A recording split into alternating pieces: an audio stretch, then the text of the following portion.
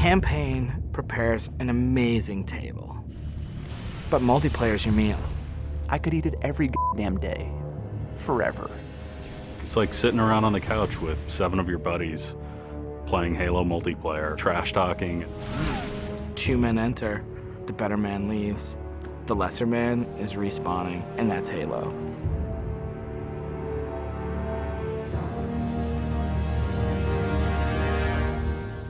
The beta. It's super important to have these like big ticket like milestones that sort of force a bunch of wishy-washy designers to get their shit together. So for the multiplayer team, it is absolutely a test of all the stuff we've been doing. Destination. I'm really terrified about what people are going to say.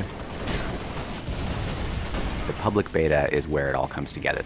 Beat the shit out of our code, come break our cookie system, come try to, like, it's a great security test. Maybe they're going to find new glitches that we can fix. That's why I'm like, please, find new glitches, find new glitches. We made a bunch of changes in Reach that are pretty significant.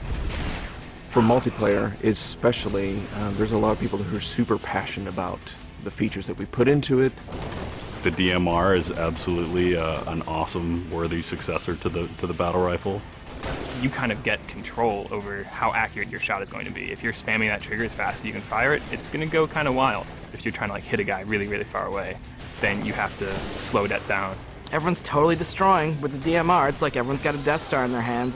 I usually go back to the Needler. That's one that always makes me happy. Everyone's always wanted the Needler to be sweet because it's hilarious and fun. Then it gets too sweet, or all of a sudden like something gets fixed, and it's like, oh, tracking's fixed now, and you're like, guys just burst. It's been fun to go back and kind of re-envision some of the old friends. Like the sniper rifle. Like I pick up the sniper rifle and I'm like, this is it. It's totally happening, and I'm about to rain death on the plebeians that I work with. Overkill. And I'm like, yep, it's back. The Covenant focus rifle is awesome because it's like that Sentinel beam from Halo 2, but now it's a sniper weapon. When the pistol started to come back, it was insane. It was so awesome. I'm super excited to see what people do with armor abilities. It totally changes the game. You've got this secret weapon in your back pocket that's your 4th leg of fun. What do you want to be? Like invisible? Do you want to fly? Do you want to turn to stone? With Reach, you've got guys in jetpacks flying around, invisibility guys just showing up. It's kind of a give and take between us and Sage and Josh trying to figure out like what's that perfect balance with all the new stuff. There's a lot of that goes on. They're like, shh, don't tell Sage, he'll nerf it. You're juggling plates, right? You're just sitting there spinning the plates, and occasionally one starts spinning, you're like, ah! And you're like, making Viz more powerful. And everyone's like, no, I'm picking Viz. And you're like, okay, make it less powerful. And then, oh, no, everyone like, I mean, that's what Sage and those guys do. It's a fucking huge challenge. We don't ever want to create one super weapon that works in all cases, because that tends to make the game fairly dull. It's really up to the player to decide how do they want to play on a particular map. It's a choice. Double kill. That's, I think, Halo at its best is like making these choices. You start the game, and immediately you get to choose a loadout. You're making a single selection that includes your armor ability and your weapon. We sort of pair those intentionally. It breeds this smarter combat. You'll definitely notice a big difference in how the game functions. Right now, at this exact moment in development, Armor Lock's insane. It's super powerful. I love it. It is just fucking fun. There are 2 Slayer maps. There's Powerhouse, which is an asymmetrical map. Lots of indoor-outdoor action. Sword Base is a very vertical map. Moving around Sword Base is a completely different scenario when you've got a jetpack versus when you're sprinting. This time around, we decided to integrate all of the multiplayer maps within the campaign. Overlook is another Pioneer-style base. We're using it for a game type called Generator Defense. That's also a multiple loadout game type. Your loadouts are actually far more varied than, say, in Slayer. Boneyard is our largest map we've ever done in multiplayer. It's definitely the most complicated multiplayer space we've ever tried, and it's also a new game type. Invasion is this big team battle. We sort of sat down and said, let's try to make an objective game that has elements like Slayer and try to make that more fun. And we wanted a big, huge, lots of guys and all these fictional elements. We've added a couple new objective game types, Headhunter, Stockpile. Headhunter. It's so much fun.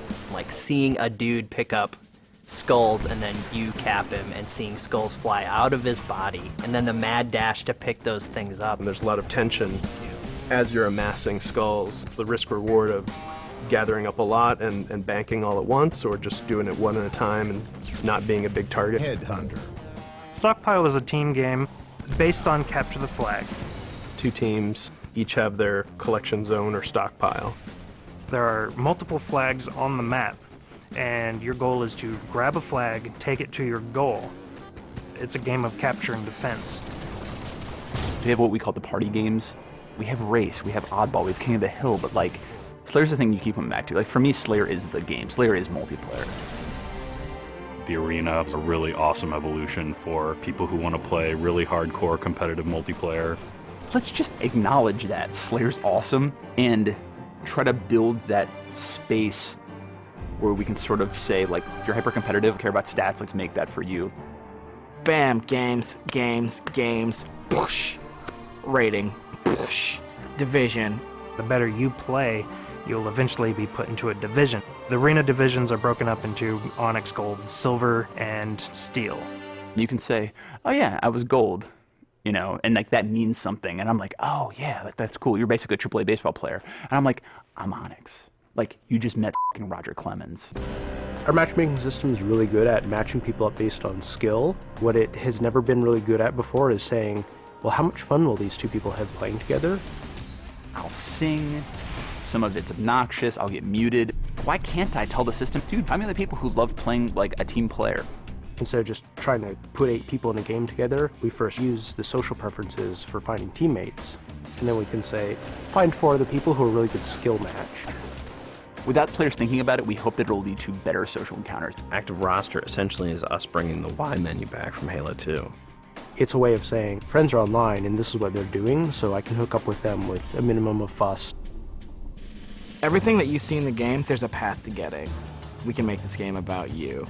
I really wanted to make sure that players were able to invest themselves in the Spartans that they create, and then be able to carry that Spartan back and forth between campaign and multiplayer seamlessly without them feeling like it's 2 different experiences. Start at 0, nothing. Invest, play the game, no freebies. You're beta testing, have a t-shirt. Little avatar t-shirt. I'll be wearing one. The fans should never assume what you see in the beta is set in stone. What's working about Powerhouse? The jetpack is practically crying out for abuse. Is Rocket Spawn open? Is that good? In the end, it's all about the game, and the game is king. There's that magical step in the process, like it stops being software, and all of a sudden it's more like this thing. I'm playing with my friends having a beer. It's awesome.